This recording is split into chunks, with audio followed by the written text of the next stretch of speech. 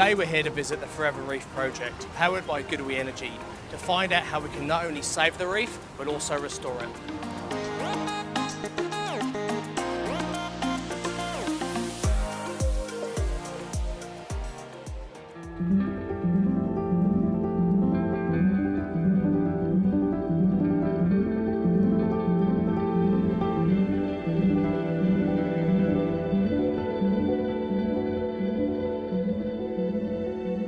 Dean, thank you so much for inviting me here today. I am absolutely blown away from what I've seen, and it's only just begun. Before we get into this beautiful reef project, can you tell me a little bit more about yourself and what led you to here today? Well, I'm a marine biologist, always have been and wanted to be since I was a little kid. And I guess it was the pure fascination of the underwater world that kind of drew me in. And of course, the pinnacle of all marine life is the Great Barrier Reef. So initially it was on really cool stuff like tiger sharks and turtles and manta rays and whales. And of recent years, it's become a pure conservation. It's trying to protect the world's largest living ecosystem. So yeah, it's been an interesting career so far, but I definitely feel like I've got purpose. What's happened to our reef? Yeah, look, a lot has changed, especially in the last 8 years. So we've had 5 mass coral bleaching events in just that time period. And so what we're seeing is the Great Barrier Reef kind of changing. We're kind of shuffling the cards in terms of biodiversity. There are certain corals and species out there that are doing really well in this kind of heat shift, but the majority are not doing so well. Powering this facility, energy is a massive requirement. It literally is a 24/7 facility. How did you overcome that challenge? We've got some amazing sponsors in the solar and battery and inverter world who came to the party and said, look, we love the project, we're going to support you. So we've got an amazing solar array on the roof here, a 25 kilowatt system.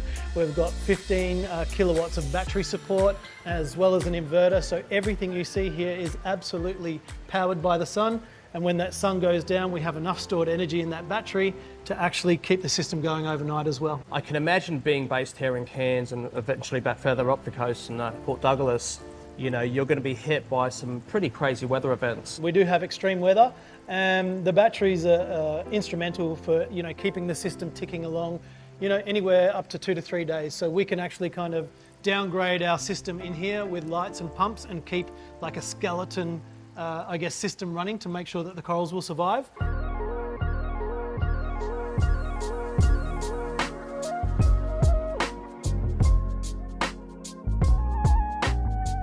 As we grow as a facility, so can our battery support.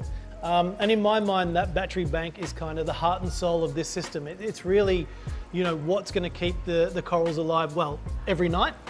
Because we manage to store enough energy during the daylight hours to keep the facility going, so we're not pulling off the grid every day. I can imagine that over time, as you add more coral, you grow this facility, those requirements are going to become more so. How are you going to manage that? I mean, are you changing facilities, I think we mentioned before? I think this is where technology is really coming into play. The systems that we got with the GoodWe batteries, the panels on the roof, it's kind of plug and play. You can just add to that system over time, which is, you know, really compatible to what we're doing in scaling. I can imagine you must need an incredible amount of support from the public in terms of donations and financial support. Look, we're independent and non-profit. We don't actually get any government support, so it's donations from people like yourself, your mum and dad. The Australian public has been absolutely phenomenal in getting behind us. In fact, they paid for this entire facility to be built. But on top of that, we rely on sponsors like GoodWe, for instance, and other, you know, manufacturers and service providers around the world to get behind this project. Anyone at home can actually adopt one of these little fragments, believe it or not. So you can adopt your own little piece of the Great Barrier Reef and watch it grow. Do you believe we're actually going to be able to turn everything around? We're smart enough, I think, to realise that, look, the clock's ticking and we're going to reach a tipping point relatively soon. But I think projects like this really give me the ultimate hope in knowing that we can physically and actively do something.